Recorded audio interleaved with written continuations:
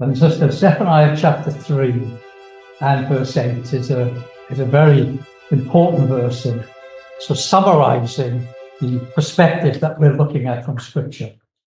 Because when we talk about the United Nations, Israel's place in the family of nations, the way in which the 20th century saw the rise of these organizations in a unique way, Zephaniah chapter 3 verse 8 is something that comes to mind, which is, therefore, wait ye upon me, said Yahweh, until the day that I rise up to the prey, for my determination is to gather the nations, that I may assemble the kingdoms, to pour upon them mine indignation, even all my fierce anger. For all the earth shall be devoured with the fire of my jealousy. And we know that the God of Israel, our Heavenly Father, does not judge without there being responsibility of those that are judged. Even in the days of Noah, he was a preacher of righteousness. All the way through God's dealings, even Sodom and Gomorrah, Lot was vexing his righteous soul, that there was warning through the prophets and through his agencies to hold people accountable. And that judgment was deferred, third and fourth generation, as in AD 70 and so on. So I think what Zephaniah chapter 3 verse 8 is asking us for, how will the world be held accountable? What will be the measure of justice that is going to be meted out? What is it that the nations of the world are doing wrong? Russia coming to take a spoil is just part of a bigger picture. Right? It's not all about Russia, or this Gogian. That's one part of the jigsaw puzzle of Bible prophecy. But the moral message, God is holding the world accountable as he holds us accountable.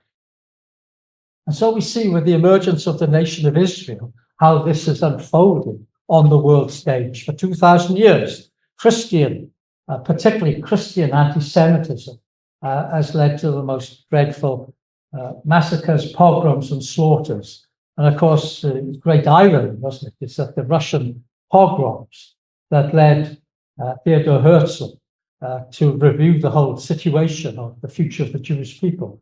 And it was French anti-Semitism in the Dreyfus affair, where he was a reporter on that case, led him to consider what is the future of the Jewish people. And a Jewish state was the only answer. This is exactly what Scripture is requiring, the creation of a Jewish state. That he was not a believer in Bible prophecy. He was not a believer in God. As Brother Thomas said, that the first regathering would be in unbelief. What an amazing thing to see how that had worked through. Because it took the First World War to create the space by the drying up of the river Euphrates and the emergence of nationalism in the Middle East, allowing the opportunity for, under minimal help of Britain, allowed somewhere for the Jews to go. But it was the Second World War that really was the trigger. And, again, it's one of those signs which is hard to overemphasize. The concept that the Second World War itself was caused by anti-Semitism.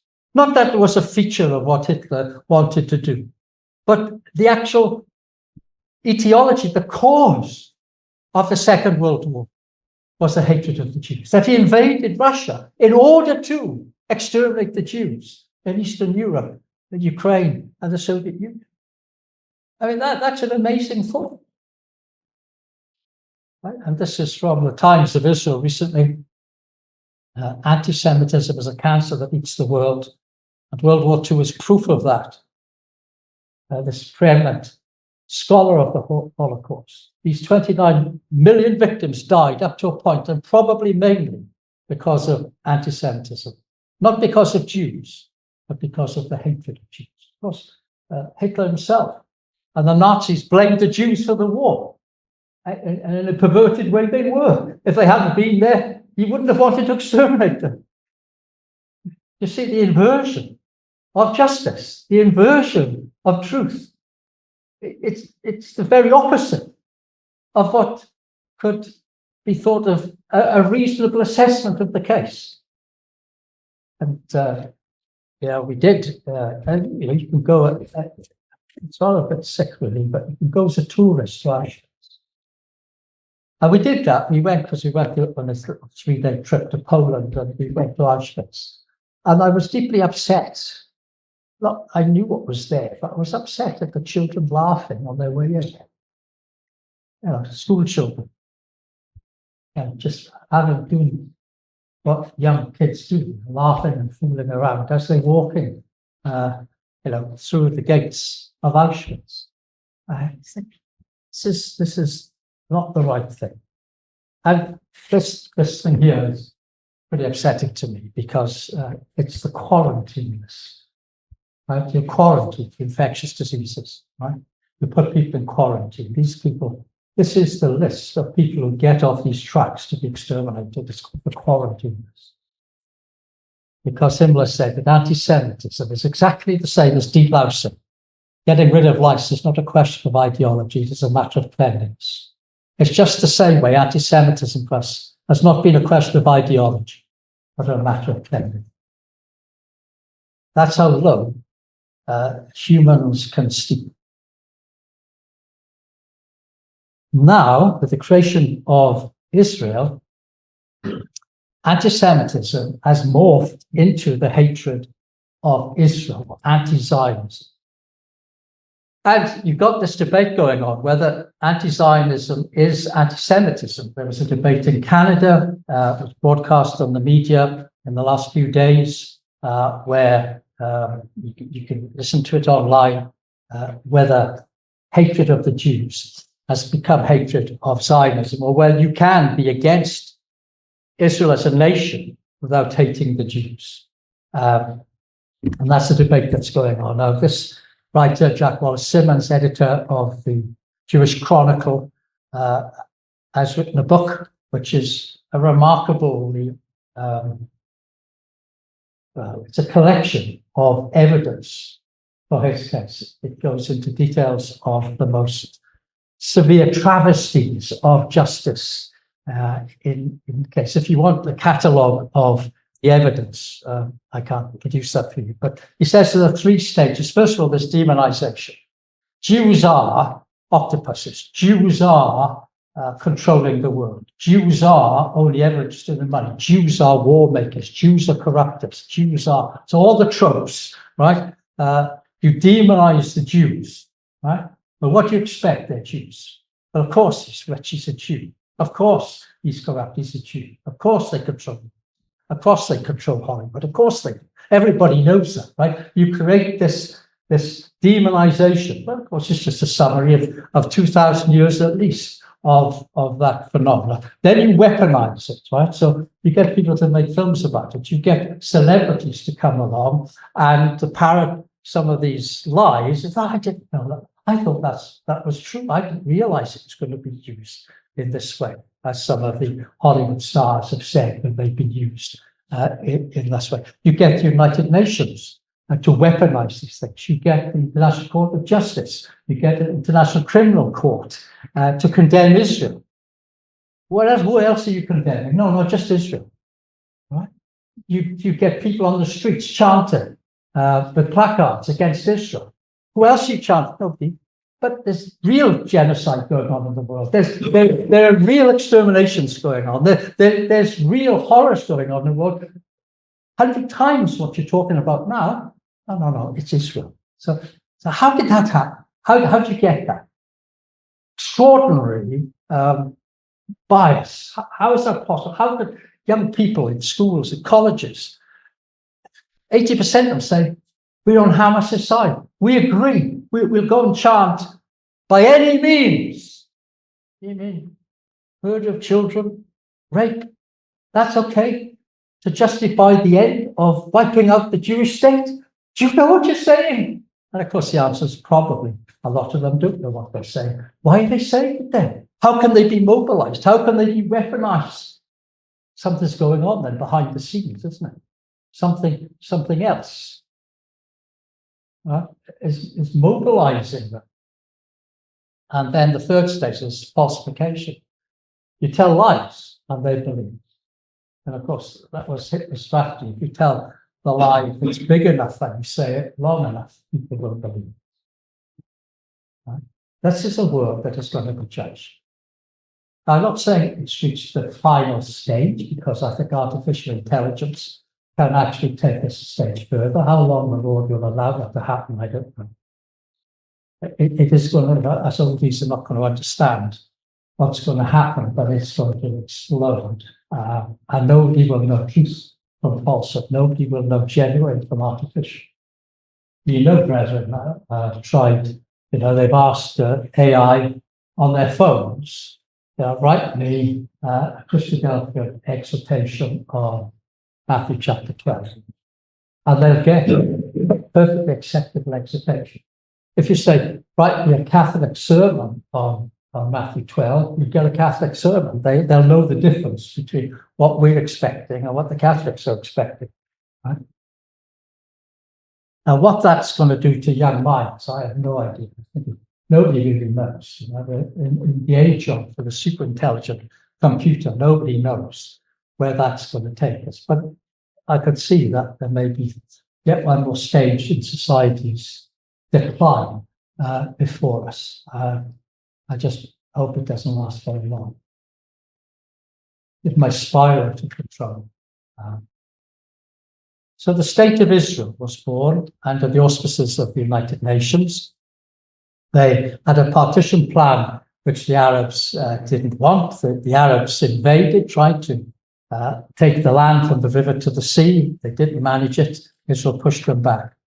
As I said to you earlier on, they still celebrate or commemorate the Holocaust, the reason basically behind the creation of the State of Israel. Everybody accepted that. It was, Russia voted in favor. America was the first to recognize it. Everybody, they've got to go somewhere. Look what we've done to them. We can't, we closed the doors. We're all guilty. Give them a little space the size of Wales. Wales is not very big. Right? It may take a long time to drive from north to south, but it's still not very big, right? We covered Wales driving from Rugby to here, right? So that's the situation. But what's happened? Last year was the first celebration of the Nakba. That's what the Palestinians caused the creation of the state, the Nakba. Right? That's what happened. That's how the world has changed. United Nations has now regretting bitterly that it ever supported the creation of the State of Israel. And so what we find is we're getting this question now. At the beginning of the Gaza conflict, it wasn't obvious that we're talking about an existential battle for Israel. Israel was saying that, but the rest of the world said, no, you're the powerful one. You've got all the military. You've got all the might. You can sort that out. Don't be too harsh. Don't do anything, actually. Just leave it. Let it be. We don't want any further trouble. But Israel has pointed out they are facing an existential battle. And now the young people on the streets of the college campuses are insisting from the river to the sea, which means the extermination of the State of Israel and potentially what will happen? What will happen to the Israeli Jews who live there? Where will they go? Some of them, kids on the streets, and let them go back to Poland. Now, that's a pretty sinister thing to say, isn't it? Go back to Poland. Well, where was Auschwitz? Yeah, they're talking about deep down. That is what it actually means. And half the Jews are not white Europeans anyway. Half the Jews are Mizrahi Jews. They're Middle Eastern. You see, they're Middle Eastern. They're not white. Where are they going to go back? 900,000 of them lost their homes and were booted out of Iraq and Yemen and Baghdad and so on, right? and Iran. So where are they going to go? Well, sorry, I don't care about that. The crowds aren't shouting, give them a home somewhere else. They're not shouting, send them to Rwanda or anything. They don't care. That's not the point. It's never been the point. You see. So now, when 1967 came, Psalm 83 was well known amongst us. So then said, no, it's not. It doesn't apply there, or it's not. I was baptized in 1967 on the back of the Six-Day War. Psalm 83 was powerful. I can tell you now, it was powerful. There was the Palestinians with a dagger in the map of Israel. That was powerful. The word of God was there. But something I haven't really noticed, which I've highlighted there now in Psalm 33, is this reference to crafty counsel. But I think in 1967, it just was, the Arabs have got together and they decided to attack Israel. I think now looking back and looking at what's going on today, crafty counsel is not a bad word for the strategy that lies behind what's going on. Right? They've consulted in crafty counsel, verse 5, they've consulted together with one. Something more is going on than is on the surface. And one of the things is pretty obvious that the biggest bloc of nations in the United States, in the United Nations, is the Muslim countries, 57 members of the Organization of Islamic Cooperation, 2 billion people. And that's why they've got such force. That's why no country can ignore its Muslim population, because they control a lot of the energy sources of the world. How can you support, 15 million Jews against 2 billion people? Because the United Nations is a strange phenomenon, isn't it? Because here, before the assembled nations, as Isaiah 43 calls them together in a special Millennium Summit, Ehud Barak quotes to them Micah and Jeremiah. I mean, that is staggering. We know this, you've probably heard it many times. Watch the videos, but it's just a staggering concept that the nations are hearing Isaiah, Jeremiah, and year after year, especially when Benjamin Netanyahu was standing, he gave them a little potted history, Christadelphian history of the world. King David reigned over the Jewish state in our eternal capital, Jerusalem. Defying the laws of history, we ingathered the exiles, restored their independence. But you see what happened? We did that. We ingathered the nations. We rebuilt our national life. The Jewish people have come home. We will never be uprooted again. You see, I think that is the cause now of the next phase. That confidence in self is extraordinary. And the world has turned.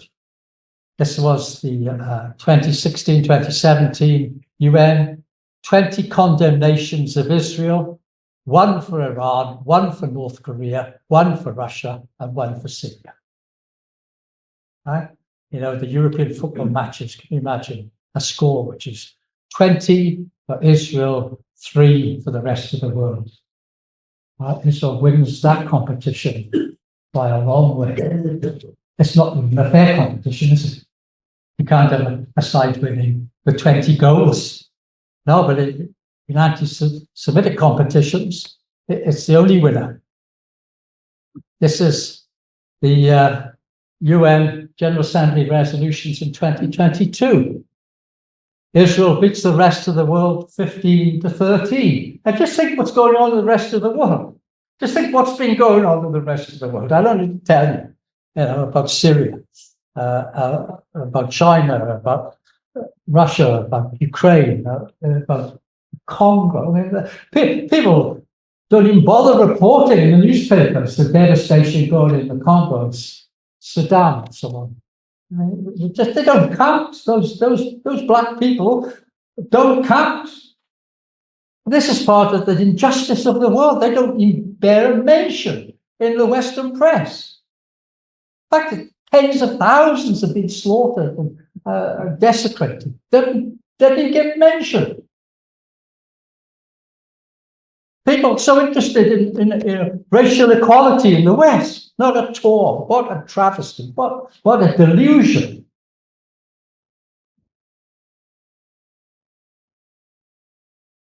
In 2015 to the present, General Assembly condemnations. 155 against Israel. 155, just looking at these countries. 155. This is Human Rights Council condemnation resolution since 2026. 108 against Israel. Right? They're winning the Premier Division by miles. This is even the World Health Organization. The World Health Organization. What's that got to do with Israel? The World Health Organization. 10 condemnations of Israel. No condemnations of anybody else. No condemnations of Syria. There's been epidemics by the ton in Syria, in the refugee camps. No condemnation. No, let's condemn Israel. I mean, it's amazing, isn't it? What is also amazing is the silence about this. You know, the British papers are not outraged. Nobody's outraged by this except us. And where are the headlines saying, you know, UN horribly biased, World Health Organization needs to close down, horribly biased? Where is that? Only in the, you know, the crazy media online. Nothing in the main press. And UN Watch pointed out that it's the tone of the resolutions that's different. What makes UN resolutions and they're so different from virtually every other country specific resolution is that they are suffused with political hyperbole, selective reporting, and the systematic suppression of any countervailing facts that might provide balance in background information or context. By contrast, resolutions in other countries tend to be diplomatic, deferential, often contain praise. For example, even Human Rights Council resolutions on the perpetrator of atrocities such as Saddam, at the time when his now former president Omar al-Bashir was wanted for genocide by the International Criminal Court, routinely included language praising and commending Khartoum and urging international aid funds for its government. It's a completely different tone. But what does Scripture say? Well, Numbers 23, I'd like to spend time looking at Balaam's prophecies, because I think all of Balaam's prophecies are remarkable in this regard. They seem to be the earliest summary of the whole purpose of God relating to the people of Israel and the nations. So Numbers 23 verse 9, though the people shall dwell alone and shall not be reckoned among the nations. You think, well, if there was a United Nations, what prediction would you make? Okay, let's say you tell Balaam there's going to be United Nations, right? What's your prediction, Balaam? How would you understand what God has just told you to say? Well, you probably say, well, they're not going to fit, are they?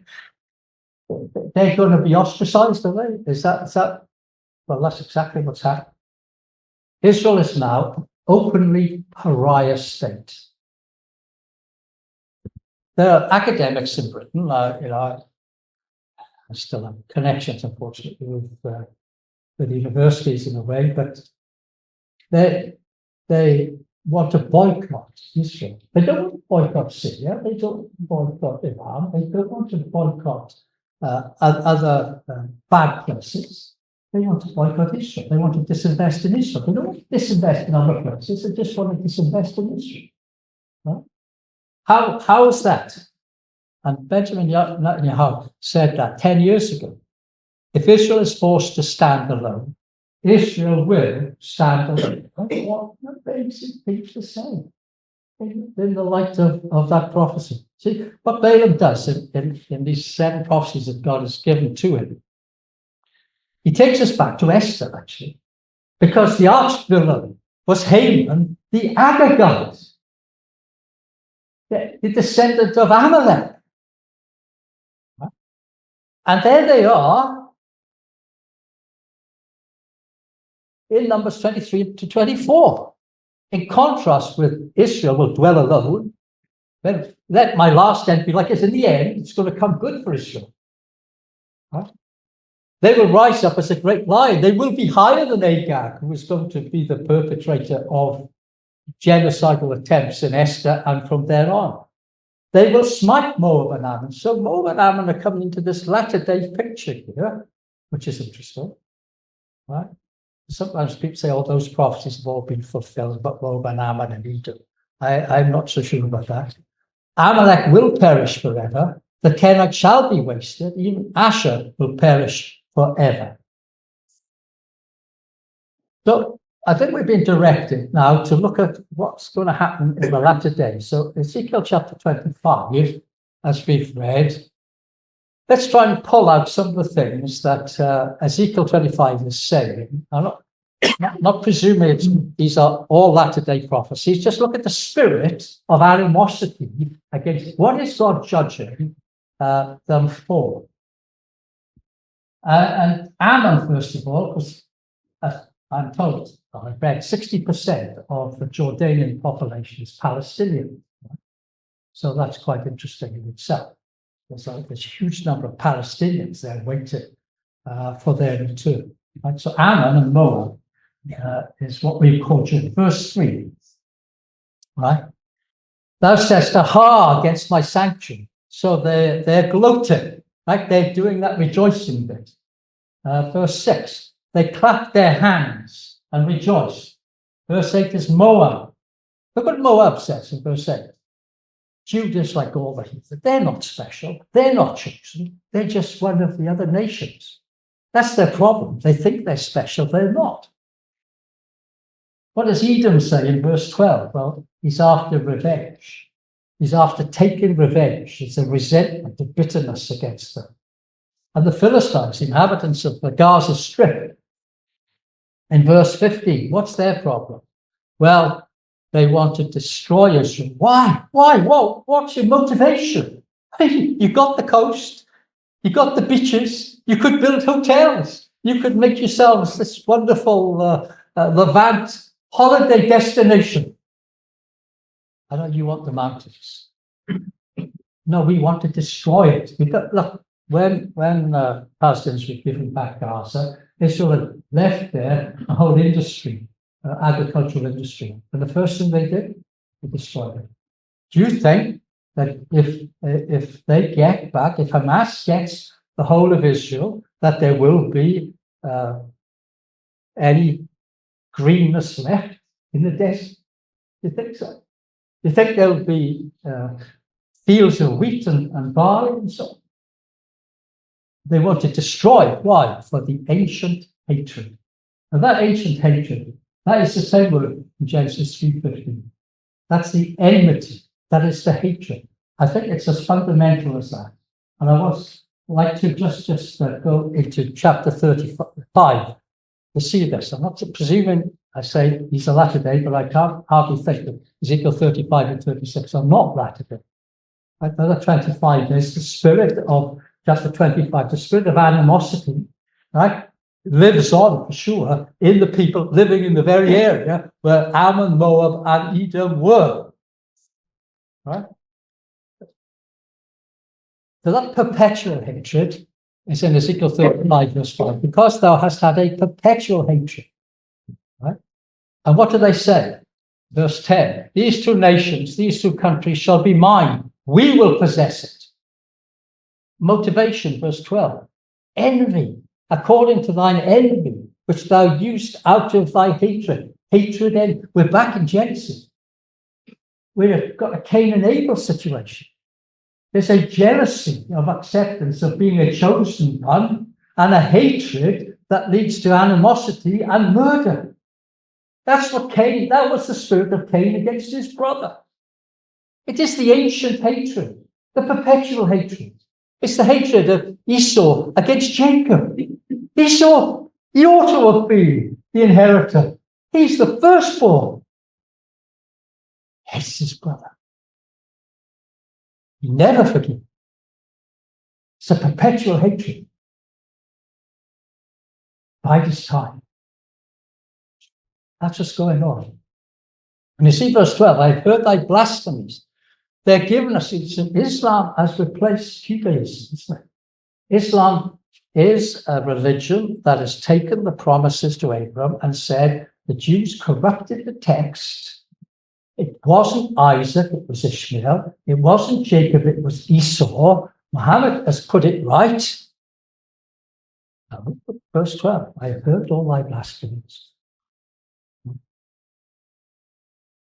And verse 13, you have boasted against me, multiplied your words. And verse 30, chapter 36 says something very, very interesting. First of all, the focus is on the high places. What are they? Well, that's Jerusalem, Hebron, Shechem. The high places are ours. The places of Abraham are ours. Right? And I think this is quite an intriguing verse, verse 3. Therefore prophesy and say, thus saith the Lord Yahweh, because they have made you desolate and swallowed you up on every side, that he might be a possession unto the residue of the heathen, and ye are taken up in the lips of talkers. Let's think about that in a world of social media. You're taken up on the lips of talkers. I mean, what a strange thing. You know, what a phrase that sort of think, well, that's intriguing. What does that mean? Which become a prey and derision. So just pull those out and say, what's happening here in the spirit of those prophecies is the denial of the specialness of the Jews, cutting to the very heart of Jewish uniqueness. They covet the promised land, especially the sacred places. They're motivated by envy, hatred, and spite. They deny the promises to the fathers, Abraham, Isaac, and Jacob, and they multiply words. They are on the they put their view on the list of 40. This is how the internet age comes into its own to accomplish this final phase.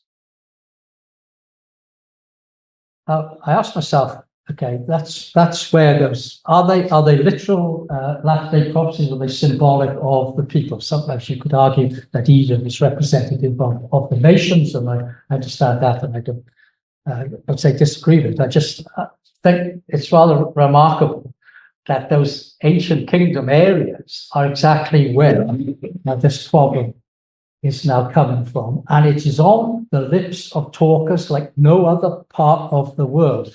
And I asked myself, is it possible that envy could actually be the motive? You know, I said, oh, I know that's a human thing. Could it operate at an international level? Could envy, human envy in the human heart, determine world events? Right? And then I did a bit of research and I came up with this. Helmut Schuck, a German social scientist after the Second World War, wrote a book which is apparently of fundamental importance in discussing social behavior, the theory of social behavior. Envy, the root cause. He says it can work in a good way or a bad way, but it's a milestone understanding. You've got other publications confronting humanity at its worst. How envy can incite anti-Semitism and genocide. And the answer, I think, from the world of social sciences, yes, indeed. You know what Ezekiel said? Envy and hatred, yes, it can determine the policy of nations. Yes, it can determine international affairs. Yes, it has determined the course of world history. The ancient hatred between the seed of the woman and the seed of the serpent has its final manifestation in the nations of the world against Israel. And that's where justice is going to come. So this is what the Muslim world has done. You see, as I say, I won't say too much about it because it's online, but you can research this. And here's some headlines. The Jerusalem Post: the West fails to understand the enduring roots of anti-Semitism in Islam. Right? Islamist anti-Semitism is behind Israel's darkest hour since the Yom Kippur War. Let's be honest about the hate that drove the Hamas attack. the Charter of Hamas, Israel will exist and will continue to exist until Islam will obliterate it. Right? There's no main newspaper or broadcaster that wants to say this. Right? These are things that can never be said. But this is pattern, right? The predecessor to the PLO.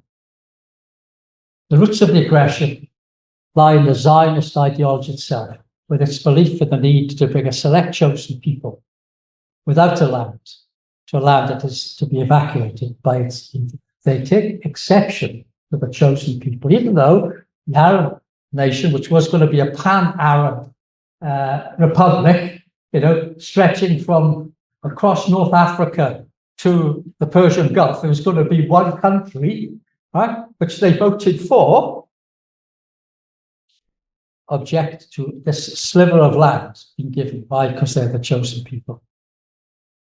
The Protocols of the Elders of Zion, which was a Russian fake narrative pretending to be an inside look at the great Jewish conspiracy to control the world, the first Zionist conference, was shown by the Times newspaper in 1921 and the German Frankfurter Zeitung in 1924 to be fake, is still being published and taught to Arab children in the Islamic world.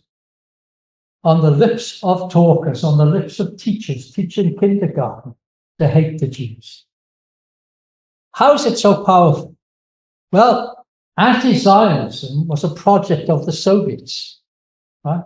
They deliberately wanted to undermine Israel's position in the world because it's supporting America, America's supporting it. Right?